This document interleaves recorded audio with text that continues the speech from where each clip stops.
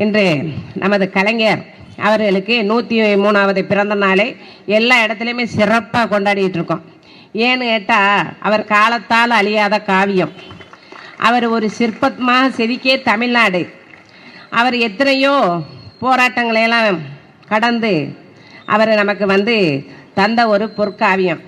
இன்றைக்கி நாங்கள்லாம் அந்த இடத்துல பேசுகிறோன்னு சொன்னால் தந்தை பெரியார், அறிஞர் அண்ணா, முத்தமிழ் கலைஞர் அவர்களுடைய நல்ல ஆட்சியோடு தான் இன்றைக்கி நான் ஒரு முஸ்லீம் சமுதாயத்திலிருந்து இன்றைக்கி நான் பேசிகிட்டு இருக்கிறேன்.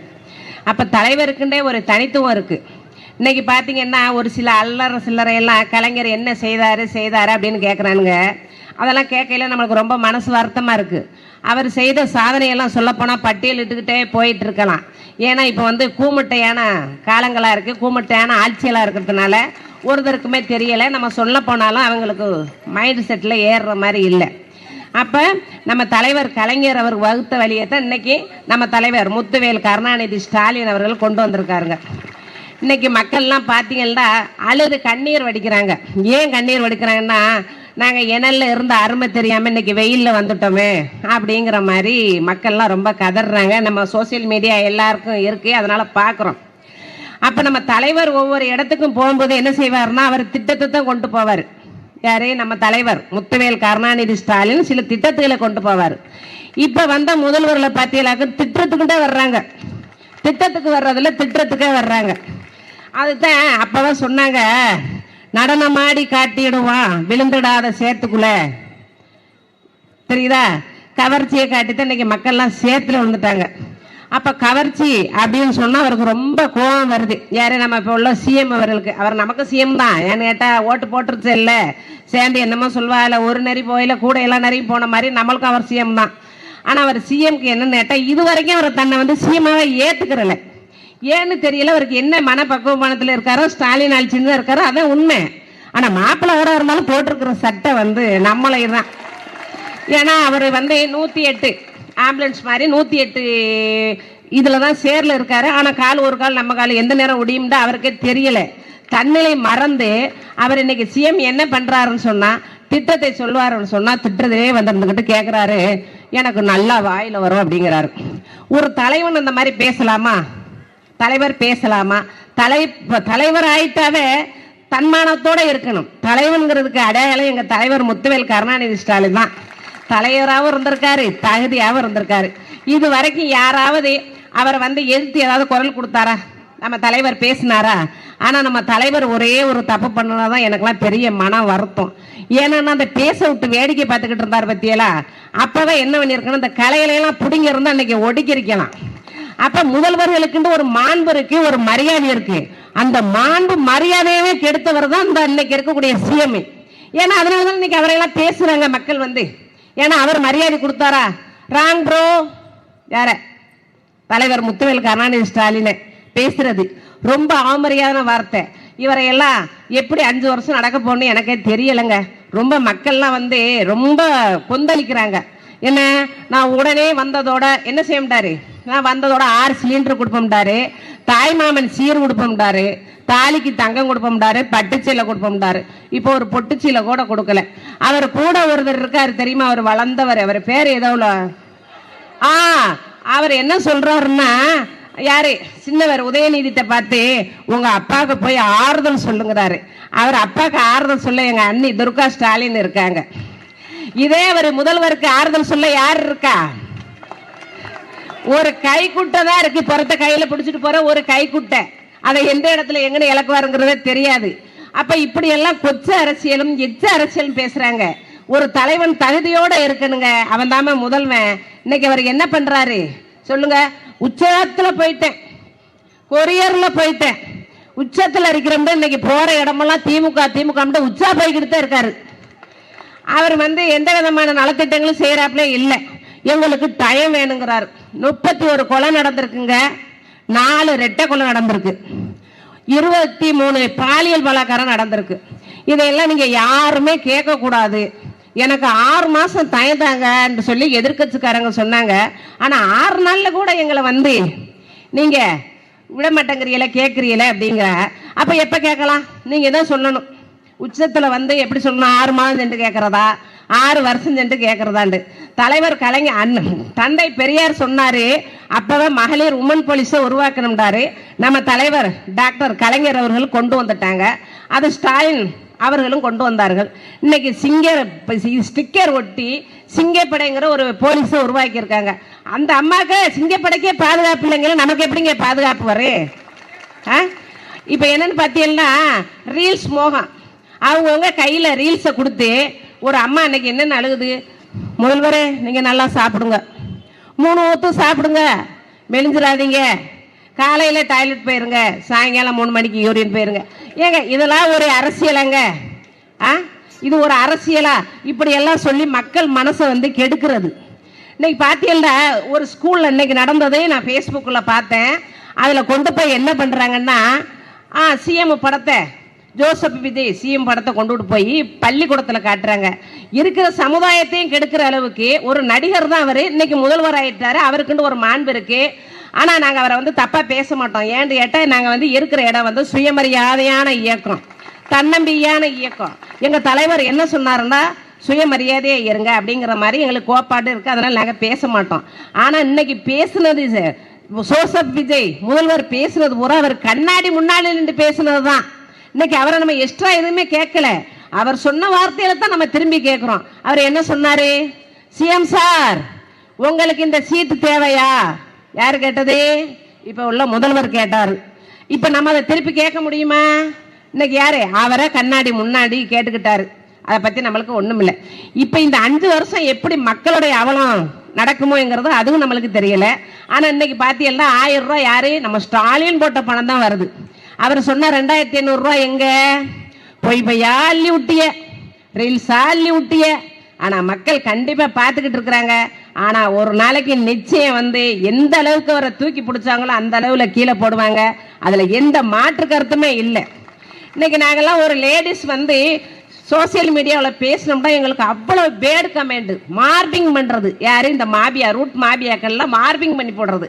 அதையெல்லாம் நாங்கள் என்ன செஞ்சிருவோம் தெரியுமா? இந்த விமர்சனத்தை எல்லாம் வேரில் உரமாக்கி நாங்கள் மரமாக நின்றுருவோம். ஏன்னா எங்களுக்கு இந்த விமர்சனம் யாரு? ஏன் சொந்த பந்தம் பண்ணால் நான் கோவப்படலாம், எங்கிட்ட ஒரு நாய் எச்சக்கலை, அது விமர்சனம் பண்ணுறதுனால எங்களுக்கு என்ன அப்படிங்கிற மாதிரி காலுக்கு போடுற செருப்பு கூட நான் மதிக்க மாட்டேன். அந்த விமர்சனத்தை எல்லாம் துணிஞ்சு நிற்போம். ஏன்னாட்டா நம்மளுக்கெல்லாம் திராவிட ரத்தம், கருப்பு சேப்பு, என்னைக்குமே கீழே விழுந்தாலும் அதே இடத்துல நம்ம எழுந்து நிற்போம்ங்கிறது நம்ம உறுதியாக இருப்போம். ஒரு படத்தில் இவர் சொல்லுவார் தெரியுமா? யாரு? வடிவேல் சாரு. இது சின்ன கவுண்டர் படத்தில் செய்கிறதப்பெல்லாம் பண்ணிடுவார். கடைசியில் பண்ணிட்டு ஓச்சமாக சவுண்ட் பண்ணுவார், போ போ போன்னு கூட்டத்தை கலப்பாரு. பண்ணிட்டு கடைசியில் அவரே தடை விட்டுக்குருவாரு, சூனாப்பானை இப்படியே நீ மெயின்டைன் பண்ணுண்டு. அதே போல இன்னைக்கு செய்ய வேண்டிய தப்பையெல்லாம் பண்ணிட்டு திமுக திமுக திமுக. அப்போ திமுக ஆட்சி தானே இது நடக்குது. நாம என்ன செய்யணுமா, எல்லாத்தையும் சுத்தப்படுத்தி அவர் கையில் கொடுக்குவான். என்னத்தை சுத்தப்படுத்தி கொடுக்க? நாட்டில் ஒவ்வொருத்தரும் தனி மனித ஒழுக்கம் இருந்தால் தான் நாடு சுத்தமானு நாங்கள் சொன்னோம். இல்லை, இதை யார் ஏற்றுக்கணும்னா முத்துவேல் கருணாநிதி ஸ்டாலின் தான் ஏற்றுக்கிறண்டார். அவர் ஏற்றுக்கிட்டாரு. ஏன்னா நம்ம ஆட்சியில் இந்த தப்பு நடக்குதுன்னு ஏற்றுக்கிட்டாரு. நீங்கள் என்ன ஒரு தார்மீக பொறுப்பு இல்லாமல் இன்னமும் என்ன திமுக?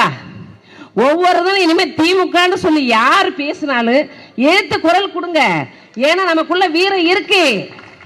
அவங்கெல்லாம் பேசையில ஒவ்வொரு நாளும் நாடி நரம்பு ரத்தம் எல்லாமே எங்களுக்கெல்லாம் துடிச்சுங்க. ஏன்னு கேட்டா எந்த காலத்தையும் நான் 15 வயசுல கொடி பிடிச்சவ, திமுக கொடி. இன்னைக்கு 40 வருஷமா பிடிச்சிட்டு இருக்கிறேன். அப்ப நீங்க எல்லாம் பேசுறத ஒவ்வொன்றையும் பார்த்தோம்னு சொன்னா எங்களுக்கெல்லாம் ரத்தம் நாண சதையெல்லாம் துடிக்குது. அந்த மாதிரி ஒவ்வொருத்தரும் நம்ம உணர்வோட இருந்து எவன் இனிமே திமுகன்னு சொன்னானாக்கு ஏத்து குரல் கொடுத்து அடிங்க. அதுல தப்பு இல்லை.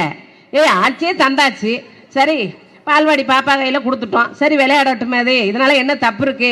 பார்த்தா இன்னமும் திமுக திமுகன்னா அப்ப என்னங்க இது லாஜிக்கா இருக்குது? அப்ப இவர் தன்னை இது முதல்வருங்கிறத ஒரு பயன்படுத்தலைங்கிறது தான் மக்கள் மத்தியில கொந்தளிக்கிறாங்க.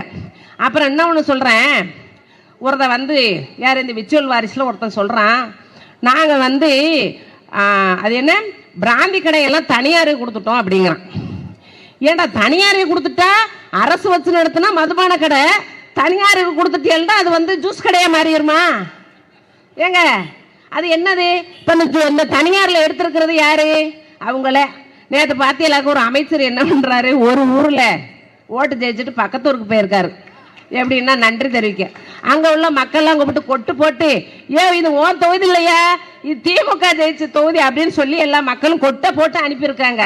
அப்ப அங்க பாருங்க, அதுதான் அப்பவே சொன்னாங்க, கோமாளி கையில ஒரு அரமனையை கொடுத்தா என்ன உண்டு, அது கூடாரம் ஆயிரும் அப்படின்ட்டாங்க. இன்னைக்கு அப்படித்தாங்க நடக்குது. அந்தந்த ஊர் மக்களுக்கு அமைச்சரே தெரியல யாருண்டு. அன்னைக்கு ஒரு அம்மா ஒரு பேட்டி கொடுத்துருந்துச்சு, கரண்ட் வரல, தண்ணி வரல, திமுக கவுன்சிலர்கிட்ட போய் கேட்குறேன், அவர் எங்களுக்கா ஓட்டு போட்டேன்னு கேட்குறாரு. பாருங்க எந்த அளவுக்கு உண்டு, ஓட்டு போட்டேன்னு கேட்குறாரு. அப்போ அந்த அம்மாவுக்கு நம்ம யாருக்கு ஓட்டு போட்டோம்னு கூட தெரியல. பச்சை பிள்ளைங்க, படிக்கிற பிள்ளைங்க, வேலைக்கு போகிற பிள்ளைங்க, வீட்டில் இருக்கிற பொண்ணுங்க யாருக்குமே பாதுகாப்பு இல்லைன்றாரு. இப்போ யாருக்கு, சிங்கப்பன் போலீஸ்க்கே பாதுகாப்பு இல்லைங்க, எல்லாம் வெக்கமாக இருக்குதுல்ல. ஆனால் எனக்கு வந்து ஃப்ரெண்டுகள்லாம் வெளிநாட்டில் நிறைய பேர் இருக்காங்க. அப்போ அவங்க கேட்டாங்க ஃபோன் மூலியமா, ஏம்மா உங்கள் தலைவர் யார், முத்துவேல் கருணாநிதி ஸ்டாலின் தமிழ்நாட்டை தலைகுடிய விட மாட்டேன் என்று இவ்வளவு தூக்கி பிடிச்சாரம்மா, இன்னைக்கு என்ன உங்கள் தமிழ்நாடு தலை முடிஞ்சு போயிருக்கு அப்படிங்கிறாப்புல. அப்புறம் இன்னொன்று பார்த்தீங்கன்னா, எங்கள் கம்யூனிட்டி யார், காதர் மைதீன், அவர் வந்து இன்னைக்கு அமைச்சர் போஸ்ட்டுக்கு போயிட்டார். அது ரொம்ப எனக்கு பெருமையாக இருந்துச்சு. எப்படி பெருமையாக இருந்துச்சுன்னா, அசிங்கம் சொன்னால் அது எங்களுக்குள்ளே அது இதாக போயிடும். பெருமையாக இருந்துச்சு. எப்படின்னா, இவர் இனிமேல் போய் அங்கே சேர்ந்து எப்படி அமைச்சராகி நாட்டில் கொடியை நட்டிட போகிறாரா.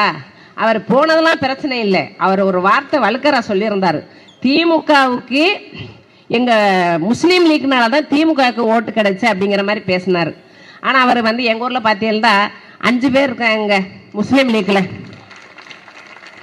எப்படி 4000 பேரில் 5 பேர் இருக்காங்க முஸ்லீம் லீக்கில். நாங்கள் ஒட்டு மொத்தமும் நாங்கள் வந்து திமுககாரவங்க தான். கண்ணியமிக்க காயிதே மில்லத்து வந்து சட்டசபை இது அசம்பிளியில் போயிருக்காரு. அப்போ அசம்பிளியில் போகையில் கேட்டிருக்காங்க, தமிழுக்கு யார் குரல் கொடுக்குறது அப்படின்ட்டு. அப்போ அவர் சொல்லியிருக்காரு, நான் குரல் கொடுக்குறேன் அப்படிங்கிற மாதிரி கையெழுத்து போடுறது, கையை வச்சுருக்கா. அங்கே ஒரே சிரிப்பில், என்னங்க நீங்கள் ஒரு முஸ்லீம் ஆசை எப்படி நீங்கள் தமிழுக்கு குரல் கொடுப்பீங்க, கையெழுத்து போடுவீங்க அப்படின்ட்டு. அதுக்கு கண்ணியமிக்க காயிதே மில்லத்து சொல்லியிருக்காரு, என் குழந்தை அல்லா என்று சொல்ல முன்னாடி அம்மா என்று சொன்னது, அதனால நான் தமிழுக்கு குரல் கொடுப்போம்டாரு. அப்போ கண்ணியமிக்க காயிதே மில்லத்து காலம் தொட்டு கலைஞர் அவர்கள் இருக்கும் வரைக்கும் நீங்கள் திமுகவில் இருந்தே முஸ்லீம் லீக்னு உங்களுக்கு ஒரு கண்ணியப்படுத்தி தந்தால் தான் ஒரு பதவி.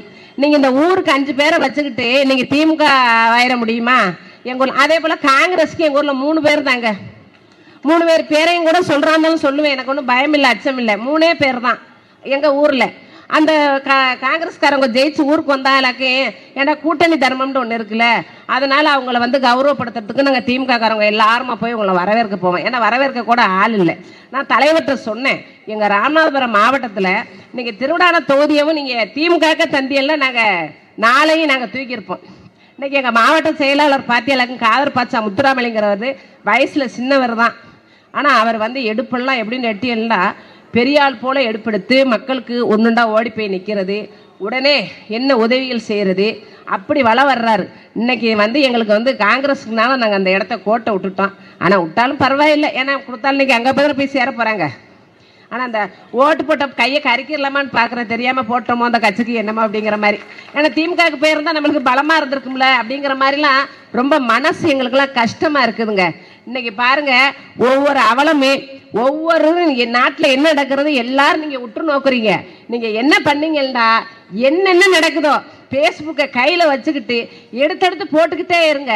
நீங்கள் பாருங்க, நம்மளுடைய பேச்சுரிமையை பறிக்கிறதுக்கு கூட கோர்ட்டுக்கு போயிருக்கிறாங்க, எங்களை பேசக்கூடாது அப்படின்னு. அங்கே கோர்ட்டு என்ன செஞ்சு தலையில் கொட்டு வச்சு நல்லா பேசலாம், கருத்து சுதந்திரம் இருக்குது, பேச்சு சுதந்திரம் இருக்குது அப்படிங்கிறதுனால இன்னைக்கு நாங்கள்லாம் அங்கே பேசிக்கிட்டு இருக்கிறோம். தெரியுதா? நீங்கள் ஒவ்வொருத்தரையும் வாட்ஸ்அப் வச்சிருக்கிறீங்க, கையில் என்ன நடக்குதுங்கிறத பற்றி நாட்டில் மக்களுக்கு தெரியப்படுத்துங்க. யாரோ ஒருத்தன் கமெண்ட் பண்ணுறாங்கிறதுக்காக நீங்கள் பயந்துராதிய, தளர்ந்துராதிய. நம்ம திமுககாரன் எங்கே விழுந்தோமோ அங்கே கண்டிப்பாக எழுந்து நிற்போம் என்று இதில் எனக்கு பேச வாய்ப்பளித்த அண்ணன் சேகர் பாபா அவர்களுக்கும் மற்றும் என் தொண்டர்களுக்கும் அனைவர்களுக்கும் என்னுடைய இதயங்கணிந்த நன்றியை தெரிவித்துக் கொள்கிறேன். நன்றி, வணக்கம்.